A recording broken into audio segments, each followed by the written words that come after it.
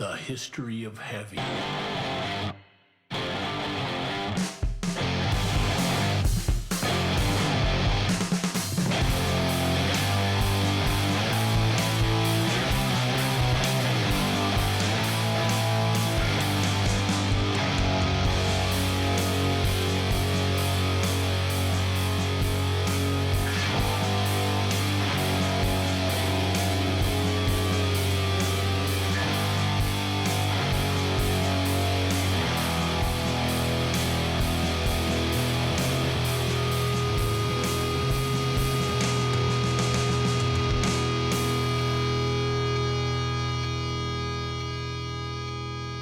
By song, genre by genre. Hello,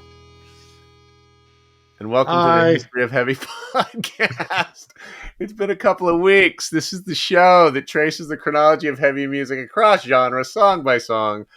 I am your quickly going insane co-host, Michael Huntsman. On the other end, that is Big Daddy Dave Lieberman in San Francisco, California. Hello, Dave. Hi. Lots of calamities tonight. We were It's off been a for... It's been a very long week tonight. It has, and stressful for no good reason. This is a silly podcast, and we just could not get I could not get my technical shit together, and then I fumbled the intro 25 times. But here we are. It is good to see you again. How are you, my friend?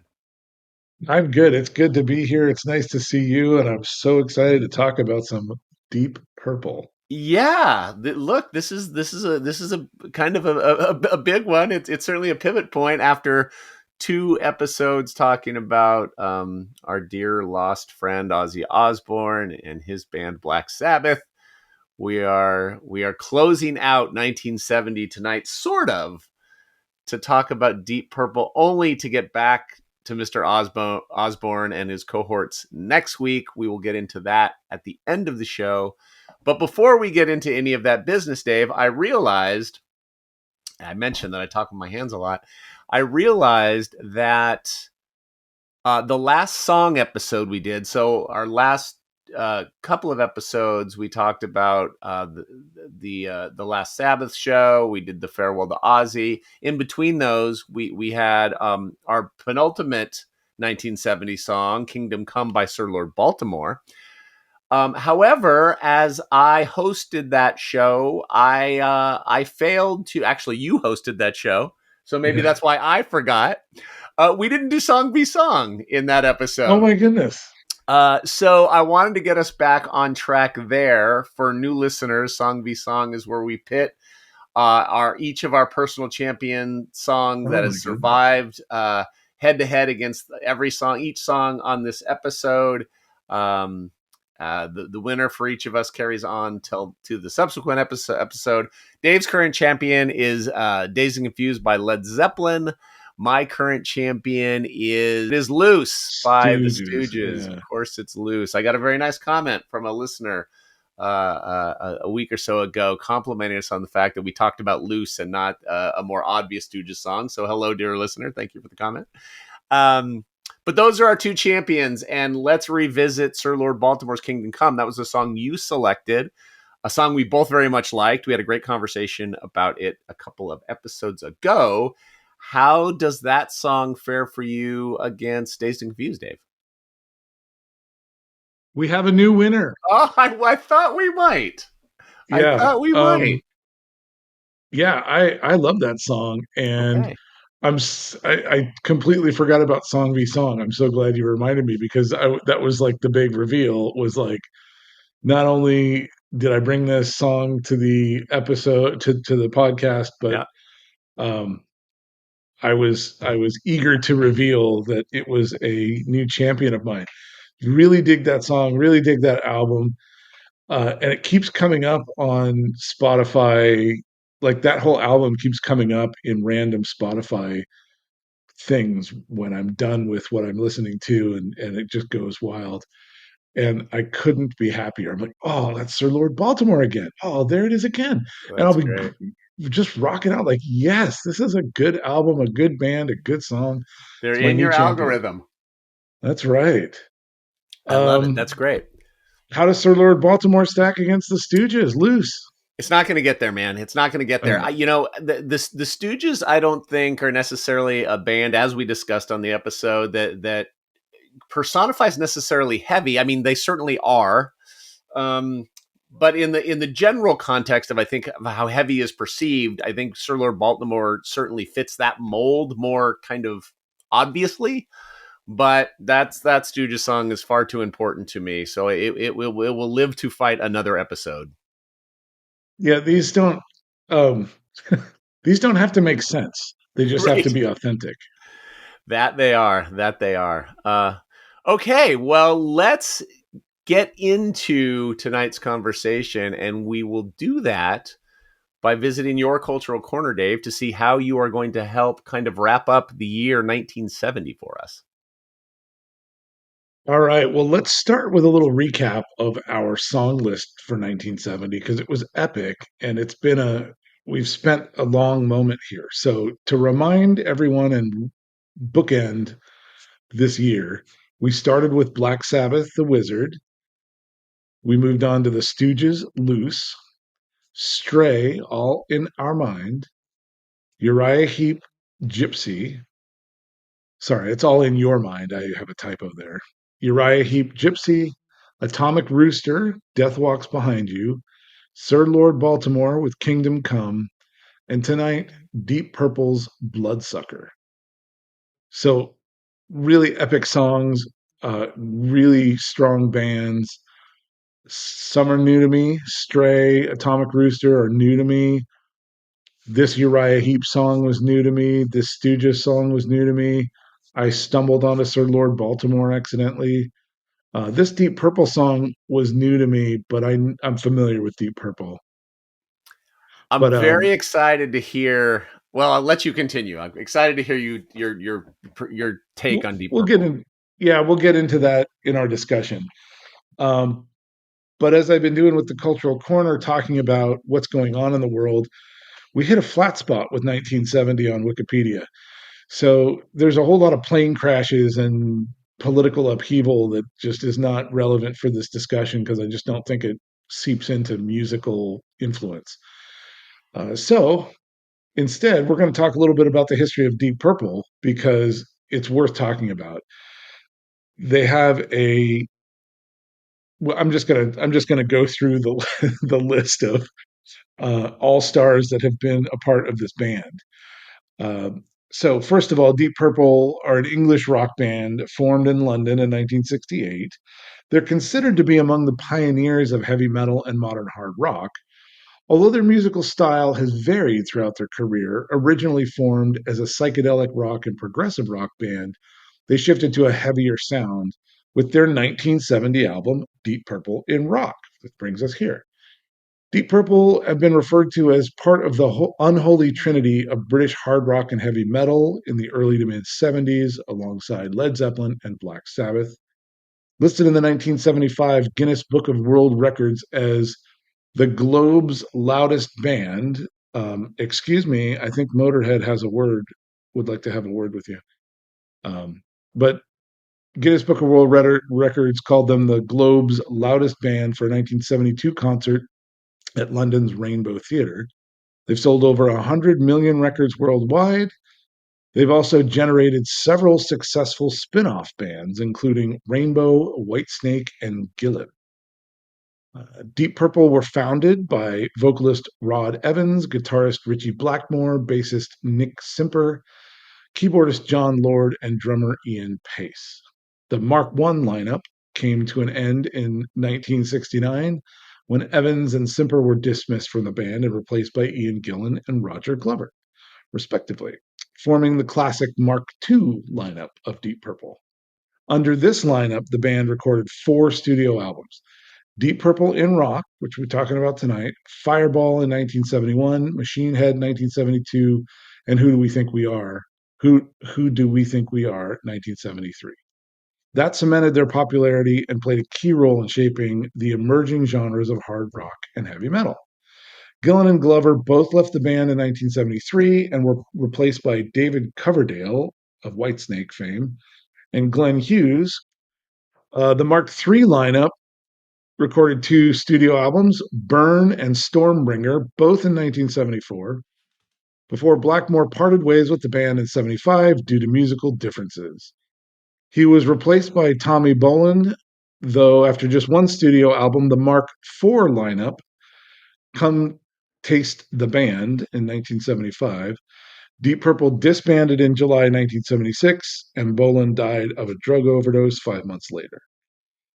In 1984, the Mark II lineup reunited, with several lineup changes ensuing over the following years that reads like an all-star of rock and roll, including Joe Lynn Turner on vocals, who was with Rainbow and Yngwie J. Malmsteen, Joe Satriani, who early in his career was a guitar instructor with such students as Steve Vai, Kirk Hammett of Metallica, Larry Lalonde of Primus, Charlie Hunter of the Charlie Hunter Trio, custom guitar player, he's amazing, and Alex Skolnick of Testament and other bands. Guitarist Steve Morse is the longest serving guitarist for Deep Purple. He's a 7-time Grammy nominee, was a member of the group Kansas in the mid 80s. Organist Donald Smith Airy has had a long and productive career, played with many other acts, including Gary Moore, Ozzy Osbourne, Judas Priest, Black Sabbath, Jethro Tull, Whitesnake, Saxon, Michael Schenker, Brian May. He also worked with Andrew Lloyd Webber, who I'm not a big fan of, but that shows his range and talent. Absolute all-stars have been a part of Deep Purple. Deep Purple were ranked number 22 on VH1's Greatest Artists of Hard Rock program, and a poll on radio station Planet Rock ranked them 5th among the most influential bands ever. The band received the Legend Award at the 2008 World Music Awards, and they were inducted into the Rock and Roll Hall of Fame in 2016. Deep Purple, ladies and gentlemen. Deep Purple, ladies and gentlemen, they're a big one. So I'm glad we're taking a little bit of time to dig into them a bit. Thank you for that. Your summary of the band is a good indication of how we don't do any pre-production on this show, because I was essentially going to say what you just said um, about the history of the band. But I will add just this level of detail as we lead into the song we're going to talk about tonight.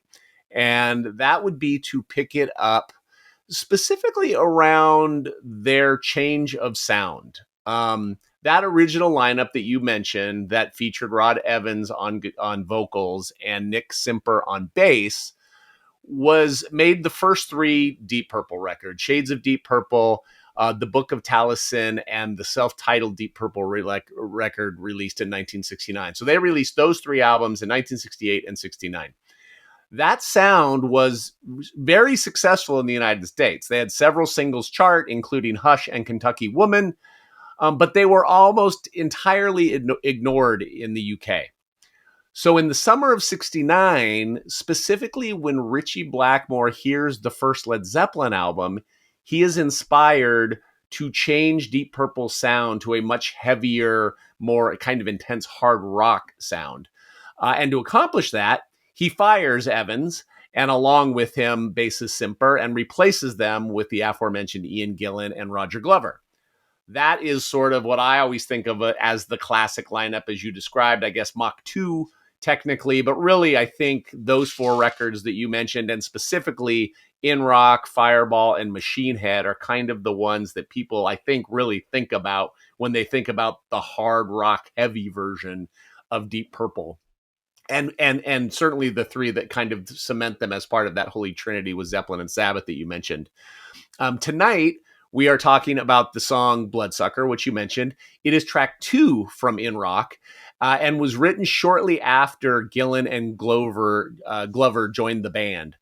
The album was recorded in several different studios across London, including Abbey Road, and the album was released on June 5th, 1970. The band's move to a louder, heavier sound did, in fact, prove to be fruitful in the UK because it became their breakthrough in Europe. The album peaked at number 4 in the United Kingdom, and it remained on the charts for over a year throughout 1970. Reviews of the album were equally positive, and its importance to heavy music was very well articulated by Canadian journalist Martin Popoff, who is a very well-known music journalist and actually an old friend of my pal Bob Nalbandian, rest in peace Bob, who I've mentioned on this show before. Mr. Popoff had this to say about Deep Purple, about this record in particular. Deep Purple's In Rock, along with Sabbath's Paranoid and Uriah Heep, all in 1970, outright and triple-handedly invented heavy metal. Notably, Ritchie Blackmore cites In Rock along with Machine Head as his two favorite all-time Deep Purple records. So kind of important to talk about tonight. And again, just sort of blows my mind that this record comes out also in 1970, along with a couple of Sabbath records that we will get into detail in some coming episodes. But tonight, Dave, I want to know what you think about Deep Purple. I have no idea how you feel about this band, and I can't really get my head around how I expect you to feel about this band. So what's your relationship with Deep Purple? So my relationship with Deep Purple is a little bit peripheral. They've always been in my outer orbit.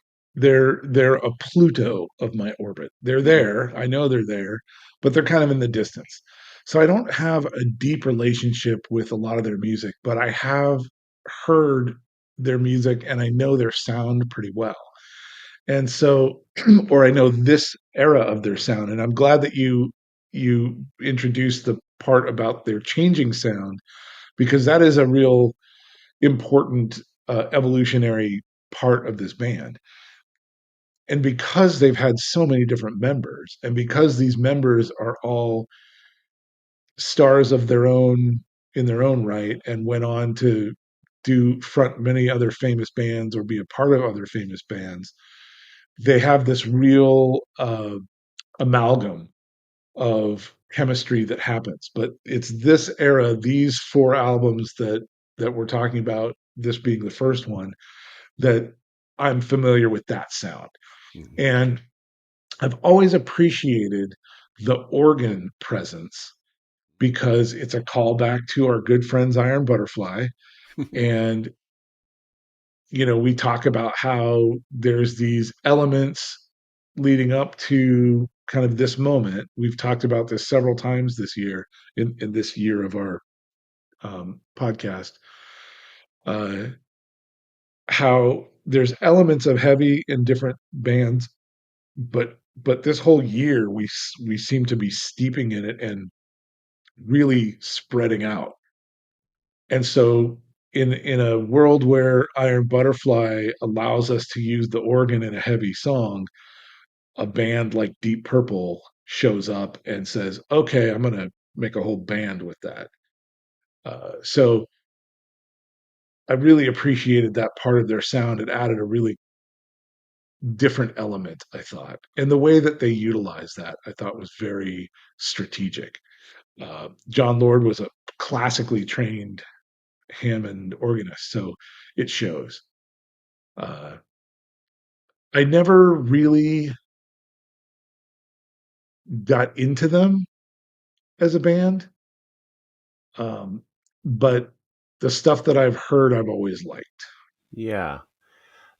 Yeah, I would sort of say the same thing. I've talked about some of my older kind of hard rock and metal friends, and several of them worship at the altar of Deep Purple and swear by, Deep Purple is the greatest thing that ever happened to music. They have those kinds of fanatical fans, specifically kind of, you know, late 50s to late 60-year-olds that really love Deep Purple. All of the big songs, and you know what I think colored me about Deep Purple, no pun intended, was when I was sort of coming up in the 80s, when I was becoming really voracious about music, that version is a lot, it's not as heavy as this version. And because they've had so many lineup changes and kind of different sounds, I think they were too kind of overwhelming for me to dig into because there was Hmm. so much there. Yeah. the bigger kind of hard rock songs, Highway Star and Space Truckin' and Burn and all that stuff's great, and I've always loved it. But for whatever reason, I never dug in. And as I have, or whenever I have to any degree, it's fucking awesome. Like it's Right, right. all really well, no, it's not all really good. The good stuff is really good. Yeah, This record is really good. The record Machine Head is really good. The record Fireball is really good. But then a lot of their stuff for me is super spotty, yeah. and there's eras in their career that I don't like. Weirdly, or maybe not weirdly, but my favorite Deep Purple song is without question Hush, which is a Huh. totally different energy than Totally different. this Yeah. hard, but I love that song. But that's like a completely different band. And then they Yeah. become a completely different band again with Perfect Strangers and all that stuff. And so it was again too many bands for me to get my tiny little brain around. Yeah. But Yeah. man, this stuff is great. Yeah. Well, look, it's been what, 20 minutes. It's time we talk about Sabbath. Um,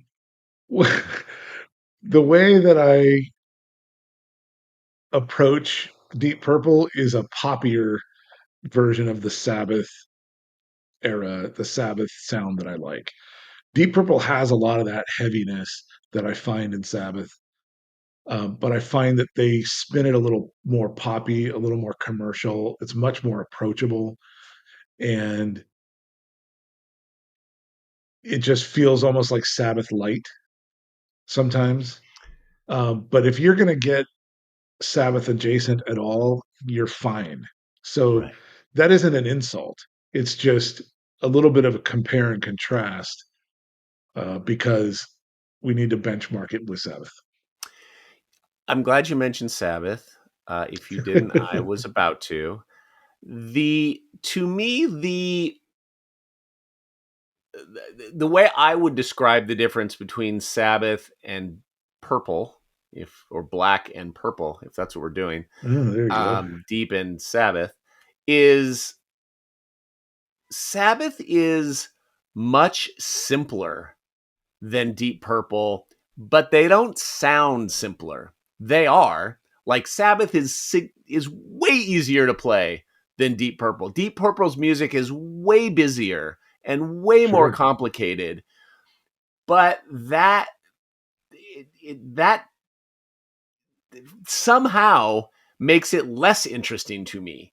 Sabbath is the groove of Sabbath that we have talked all about, and this we're not going to turn this into another Black Sabbath episode, but the the way Iommi would write riffs that sounded big and important and ominous and heavy, though incredibly simple, sort of belies the way Richie Blackmore approached the guitar, which would become the kind of the Yngwie, Yes, approach, which was virtuosity. classically oriented, a Yeah. lot of notes, played really quickly, playing arpeggios, playing these crazy, um, almost orchestral scores on the guitar. Sure. John Sure. Lord is an insane, as you mentioned, an insane organ player. He's going nuts. Ian Pace is a great drummer. He's going nuts. Like they're all going nuts. Yeah. And the way Sabbath would go nuts was kind of more in a groove and in kind of this lockstep thing. And Purple's just busier in a Mm. way that I love busy music, but when you compare them to it's almost apples and oranges. Next to Black Sabbath, Deep Purple does not sound heavy. They don't. I think that's fair. I think this album and this song certainly does sound Well, heavy. it's heavy. It's heavy without question. I'm Yeah, I'm it's saying just that next to Black next Sabbath, to it's a Sabbath. different band. I think that Sabbath It's has a different has music. a Okay. right. I think Sabbath has a less is more quality that you're Yeah. Yeah. grasping at, Yeah. where it's the four players at this elemental level and the way they play. It's the style that they play, not so much the notes that they play, and not so much the technical playing. Whereas this band has a lot of technical virtuosity. They're very good, talented musicians, and there's a lot of their music in these songs, and it makes for a different version of a heavy song. Yeah. Yeah. How much does your, and I think this is one of the things I unfairly hold against the way their music sounds is that their image and the way they present is has always been a little like goofy and pretentious to me, and that's always kept me a little bit at arm's length. Yeah, that's a. I mean, I feel that way specifically about Richie Blackmore, For sure. and have probably that has something to do with my distance with them as well. It's hard to get um, close to that kind of a persona, and let's face it, the band is a platform for his persona. So and so is Rainbow. And there's so much. I feel there's a lot of alignment between this era of Deep Purple and Rainbow, which is why I like Rainbow and why I like this era of Deep Purple. But I'm not a huge Rainbow fan for the same reason, right? Hmm. I like Rainbow as much for Dio as for anything else, Right. and maybe more for Dio. So yeah, that has something to do with it, perhaps in a way that Pearl Jam's um, aura shimmers. It's just off-putting somehow, and Hmm. so I can't say that I knew a ton about their presence, but I knew enough about Richie Blackmore to put a little bit of some air gap between us. Yeah, yeah. I think it's always kept me at a distance, but it has always felt weird. We've talked about all of these. You rattled well as you were going through just the year 1970 alone. From Sir Lord Baltimore to Atomic Rooster to Stray. We've talked about some more obscure, deeper cut kinds of artists. And I don't know that much more about Deep Purple than I know about those other bands, just because I haven't. It's definitely a blind spot for me, and but if I just go back to the music and listen to this song, Bloodsucker specifically, there is nothing not to like about it. It's great. Like, I really, really love it. But anytime I zoom out, it's like, well, it's Deep Purple, and that's a like I for whatever reason I could just never get close to this band. Yeah, I took this as Deep Purple and rock versus Deep Purple, right? I was listening to this Mm. album versus this band, and that made it very easy for me to get some affection for it because the whole album is full of deep It cuts like rips. this. It They're rips. great. Yeah, They're it great. rips. So it was easier to get around when I took it that way because I didn't know this album. So it's like, oh, I'm listening to this album. And hearing this song in context with the others helped me frame it. It's not an outlier, it's the whole sound. So again, this is an example of where here we are in 1970 and we have arrived at heavy, and we have Black Sabbath's two albums and this album coming out in the same year. This album comes out in between Sabbath's two albums, and it just fits. It just makes sense. This is Yeah. now we had a spectrum of heavy music that was very broad. Now the spectrum of heavy music is much narrower. Now it's Sabbath to Deep Purple, right? Yeah. Yeah, We have yeah, no, you're honed in right. on what's heavy. You're right. Yeah, I'm really glad you said that, because I think that is sort of the cloud that hangs over this show. That if I try to put the hashtag as an example on Instagram, history of heavy, it autofills to the history of heavy metal, Right, because heavy, when you say heavy music, the layperson or the person only into one style of music or whatever immediately thinks, Black Sabbath and in rock. Like, that's, and Led yeah, Zeppelin 4. Like, that's kind of right, right. kind of the genesis of what people think of heavy music, and not Ornette Coleman or John Coltrane or Alice Coltrane or Krautrock or the Yeah, no, Stooges. they're thinking power chords, and Right, right. yeah, And it for certainly better or for is, worse. but that's Yeah. not all it is. It, Not a, that in our opinions. that's not all it is for us, and I think that's part of the point of this podcast is uh, we keep coming back to Sabbath as a benchmark and a way to help frame the conversation. But the fact is that part of that is that it's the stone in the pond, and there's all these ripples, and that's part of what we're trying to get at is the ripples. There's a lot that is heavy that isn't a power chord, and there's a lot of ways of doing power chords that isn't ominous doom, and there's a lot of different energy that can come, and there's different paces that we can apply and still find heaviness and Right. this thread that connects our conversation. Yeah. No, really, really well said. What did you think of the album cover for In Rock? um so to describe it, it's Okay, go the ahead. Sorry. band as Mount Rushmore, How do yeah, and I think that it's apt. It's definitely, they're it from feels a little, London. How does that make any sense? well, it's a little Spinal Tappy, right? Very Spinal Tappy. It just makes There's a sense in lot of that Spinal Tap in Deep Purple. yeah, it makes sense in that context. uh it is an American thing, and they're a British band, but it's it's hard rock, right? It's I don't know if that rock It's so on the formation nose. Yeah. is granite, but like you can't come up with a better metaphor for hard rock, heavy rock in rock. Uh, I don't it know. works really well, but it's such a cliche. And maybe it works because it's a cliche. It seems like a Grand Funk Railroad album cover. It's like you're from London. You're specifically trying to break in the UK because you've only had success in the US so far, and you make your album cover an homage to Mount Rushmore. Let's.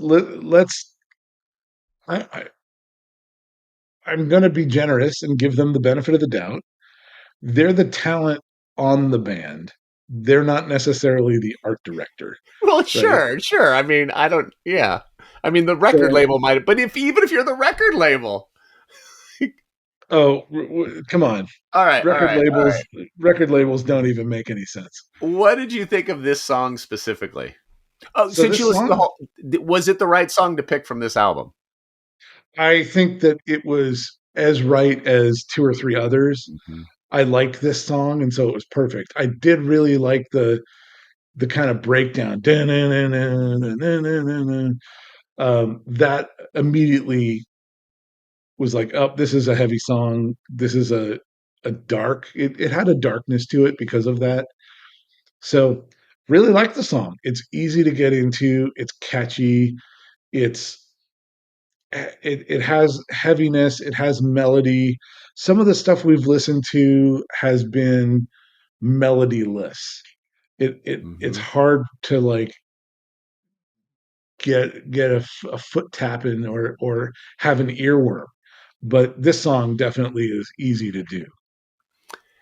Yeah, I actually polled a friend about which I said, I'm doing this podcast. Give me some Deep Purple songs that you would consider heavy for us to listen to, and this was on the list. And as soon as I heard it, I'm like, oh man, this is a fucking jam. It we talk about the chugga chugga. It doesn't have like that palm muted chugga chugga that we would Hmm. come to know it in like Slayer and whatever. But it does have kind of a gallopy propulsion to it that I really Yeah, like. yeah, I yeah. love the vocal melody too. And Ian Gillan, I so dislike him on that Sabbath record, but man, he is great on these Deep Purple records. It was a chemistry thing. Yeah. right? Like that Sabbath album, Born Again, is is produced horribly, and Yeah, I it's think not good. that The doesn't do lyrics are his so bad. Yeah. the lyrics are bad. It's just a weird period in the band. And so I think that there's a lot going wrong with that album, and it's not his fault, right? Meanwhile, this is um, a showcase for Ian Gillan. This is where Ian Gillan shines and what he's famous for. Yeah. And so this is what propels this is what gets him on that Sabbath album. Yeah, no, well, yeah, no, what really well said. Interesting about Bloodsucker, we like to talk, or I like to talk about Spotify listens as a measure of popularity, and it's a really skewed metric, and it's just something It's kind of fun. interesting though. It's Yeah, interesting it's to fun bring to it into talk the about. conversation. Yeah. So on this record, Bloodsucker is the second to last least listened to song on the album. Yeah. Child in Time, which is a 10-minute song, has over 100 million listens. Yeah. The next closest song on the album has 3 million listens. Yeah. And Bloodsucker specifically only has about 136,000 listens, which And seem like like, how does that happen? and 1,000 of those are me. Right, Um, right, right. So it means that Child in Time must be on like a compilation or in a movie yeah, it's got to be in or a movie or something. yeah, I didn't do, but I mean, again, it's a 10-minute song, so for it to have that gap to be that wide is just absolutely 103 nuts. million listens is I feel like somebody's gaming the algorithm there. So, and if we zoom out to across the Deep Purple catalog, the Child in Time is their fourth most streamed song. Perfect Strangers, which I mentioned earlier, which was from their 80s album of the same name, 148 million listens. Highway Star, massively popular, 246 million. And of course, Smoke on the Water, with a huge lead at 618 million. So that's pretty wild. But are you looking at Spotify right now? Yeah. Oh, okay. Would if you haven't already looked, how many overall listeners do you think the band Deep Purple has on Spotify? I have not looked. Overall listeners, I'll give you um, Sabbath again just to jog your memory. okay, thanks. Sabbath has 31 million monthly listeners. I'd say That's 50 gone up million. a lot All since the right, last fifth. show. Yeah, right. That's gone Yeah, up a lot. I'll say 50 million for Deep Purple. Deep Purple has 7,348,000 Oh, listeners. really? See, I would think that they would have. Well, again, what was Sabbath before? Before July. I don't know. I don't know. But what about Zeppelin? How many think Zeppelin? If Sabbath has 31 and Deep Deep Purple Purple has has 7. 7, 20 million for 21 Zeppelin. million. Okay. 21 million. But they do Stairway to Heaven does have over a billion streams. Yeah, that's in a So it's dozen just movies. so I think it's interesting about Deep Purple, and that is, if I would Hmm. rank them, I'm sure record sales. Well, I don't know. I mean, Zeppelin from a record sale ultimate success is way beyond Sabbath or Deep Purple. Uh I wonder where they would be record sales wise, Sabbath versus Deep Purple, though. Um, That'd be an interesting comparison. I don't know, but I don't think that well, I'm positive the gap wouldn't be that wide. 31 million to 7 million. And the Spotify algorithm is weird because it does ebb and flow week to week, month to month, how many people are popping in. So it's by far a really great tool, but I do think it's interesting. It is interesting, and it's fun to just compare it and contrast it in that lens because we have that data Yeah. to look at. Um, what was I going to say? Smoke on the Water is such an iconic song. that really puts Deep Purple on the map, I think, in a way that is almost an outlier because riff, Deep Purple's Smoke on the Water is much more like a Sabbath song. It's got a riff, it's got a grind to it, it's compact, it's heavy. A lot of what happens in Deep Purple is, again, it's got great musicality, but less of that signature one thing that song is built around. And Well, that was something that also occurred to me when we were listening to the Ozzy albums, um, for that Ozzy album episode that we did, was that it was great music, but it wasn't riff centered. actually, that's a really interesting point in the context of this conversation because Randy Rhoads definitely comes from the Richie Blackmore school, Yes, not the Tony yes, Iommi school, and Smoke on the Water is definitely more Iommi esque than anything right. else I've ever heard in their catalog. And I would say the song, and certainly would be Sabbath. I mean, it's Paranoid. It's what Paranoid is to Black Sabbath. And if you look at the Totally. listens, Paranoid's the only Sabbath song with more than a billion streams. It's double, more than double what their second song has, and just like Smoke on the Water is well beyond Right. their number two Well, track. and how interesting that Paranoid is an outlier, I think, for Sabbath in that Yeah. it's not as heavy, it's much more poppy. Whereas Smoke on the Water is an outlier for Deep Purple, it's much more heavy and not as poppy. And both of those songs, the backstory on both each of those songs is that it was filler fodder. We Yeah. need another 3 minutes to fill up an album. Ready, go. Oh, what are you playing there? All right, scribble some lyrics and boom, let's just record this. And then that's their biggest billion stream hit. Well, it's the most common thing in record company history, right? Is the band records the album, A&R guy listens to the album, A&R guy says, "There's no single here. You guys need Right. to write a single." And that song is delivered to radio, and that becomes the albatross around the band's neck. It's Me, Myself, and I for De La Soul. It's the song they hate, but they have to wear it because it becomes the signature thing. Right. Right. What else on Bloodsucker? We haven't touched a lot about the song, and I don't have a lot more to say about it other than it rules. It's great.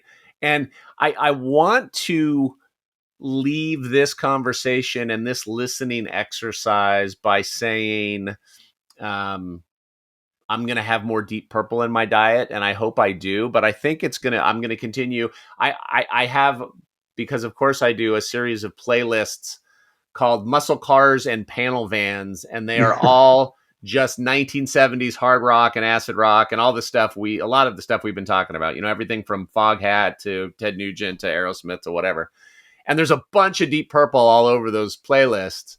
And I think, songs like Bloodsucker and Child in Time and, some of these deeper Speed cuts, My King. Woman from Tokyo, are going to be spread out across these playlists. But I don't, as much as they were an album band and come from that era of album bands, I don't know. Even as much as I've enjoyed this listening, that I'll get them back into my diet because I just don't identify as a Deep Purple guy. Well, I think that um, a little Deep Purple can be part of this nutritious playlist, and being in the muscle car and panel van contingency there is a perfect place for it to be. I feel like Deep Purple is better consumed in a playlist. I don't want to listen to an album of Deep Purple, but when this song comes on, it's great, and then it moves away from Deep Purple into something else that's in the same vein but Yeah. isn't Deep Purple. And so that helps me get more Deep Purple in my diet, if you will. So I agree. I think that that's probably how it's going to happen with me is it within playlists because there's great gems here, but I don't want to sit down to a whole meal of Deep Purple. You're doing a much more articulate job tonight, or a much better job. That's a good example of articulating yourself tonight. I'll say it one more way, and then we can kind of get into wrapping it up here. You know, my wife Chaley and I were just having this conversation a couple of nights ago about the vibe in restaurants. You know, we're living in this little town for the summer and going to different places in town and whatever. And I will always choose the restaurant with the great vibe, even if the food is maybe not as good as the place with not any specific vibe, because I'm a vibes guy. Yeah. And as silly as that sounds in the context of music, the vibe of the band is really important to me. So I will only ever be able to get so far with as good as Deep Purple's music is, because I don't love their vibe. And that's just what it is. This is the Rolling Stones argument for me. Like that's how you just articulated the Rolling Stones paradox that I live with. I just don't get into the vibe. And Yeah. it's not that it's bad. It's just that it's not an alignment for me and I don't connect with it. So, as they say in the employment world, it's just not a good fit. It's just not a good fit. Well, I think that wraps it up. That was a really weird, disjointed Deep Purple episode. I'm glad we had the conversation. Anything else you wanted to hit on about Bloodsucker or the band before we Yeah, close I it think out? just in conclusion, Deep Purple belongs in the pantheon of heavy, and it was important for us to bring it into this conversation. Despite our personal feelings about the band and our personal experience with the band, they belong in the conversation. I think Bloodsucker is a perfect example of why it's a worthy song, and people should listen to it. Really well said. You know, talking about Sir Lord Baltimore, Atomic Rooster, whomever, even Uriah Heep. Those bands, we could argue whether or not they should be included. There is no question that we could not have this chronology without including Deep Purple. They are that significant to however you define heavy music. Right. And I think that part of another reflection of that is just the staff. Everybody that was involved in this band Yeah, the is a staff. Yeah. is more than a somebody. They're a legend. This is an all-star band. It was kind of a proto supergroup because a lot of these people went off to be in supergroups. It's crazy. Yeah, it was sort of this finishing school that would Yeah. move people on to. Yeah, that's really interesting. Well, we're not going to miss Song Be Sung this week, Dave. So I think it's pretty clear based on how we talked about it. I'll just go first. I really, really like this song, and I'm glad we talked about it. And I really do, again, want to include more Deep Purple in my diet, but they don't. It's coming nowhere close loose for me. So the Stooges are going to move on to the next battle. What about for you? I gained so much affection for Sir Lord Baltimore. I'm not done. I'm not done hugging him yet. It's going to be interesting when we get to 1971 to see how deep into the 70s Sir Lord Baltimore will get. But we are not leaving the year 1970 just yet, Dave, because we have changed our approach a little. We have not talked enough about Black Sabbath, a band who released two albums, not one, but two albums in 1970. So we are going to take a 2-episode detour from our song by song chronicling of heavy music to stop at two full-length LPs of heavy music, both released in 1970, starting next week with the eponymous Black Sabbath, which is going to be like a 3-hour conversation, or not, because we've already said everything that we need to say about You Black know what you Sabbath. can do actually is just go back to the whole podcast and cut all the Black Sabbath album discussion and make that the episode. It's a lot Yeah, of editing, but we've had that episode. we have, and I look forward to having it again. I can't wait. That's next week. Thanks, everybody. Appreciate you listening. We will be back on the rails next week, I promise. Stay heavy, Okay. everyone. Thank you. Bye.